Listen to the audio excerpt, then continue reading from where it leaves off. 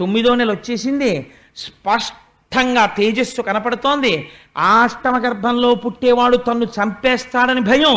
అందుచేత తిరుగుచు కుడుచుచు త్రాగుచు ఆఖరికి ఏం చేస్తున్నా సరే అరుగుచు కూర్చుండి లేచుననవరత అనవరతంబొన్ హరితలచి తలచి జగమా హరిమయముగ చూచ కంసుడారనియలుకన్. ఎంత చిత్రమో చూడండి. కంసుడికి కూడా జ్ఞానము చేత లోకమంతా ఒక ఈశ్వరుడు కనపడ్డట్టే కంసుడికి కూడా కనపడుతోంది.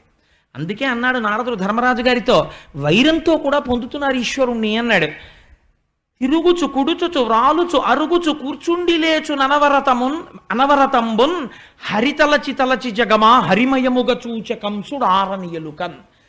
తిరుగుతూ ఉంటాడు.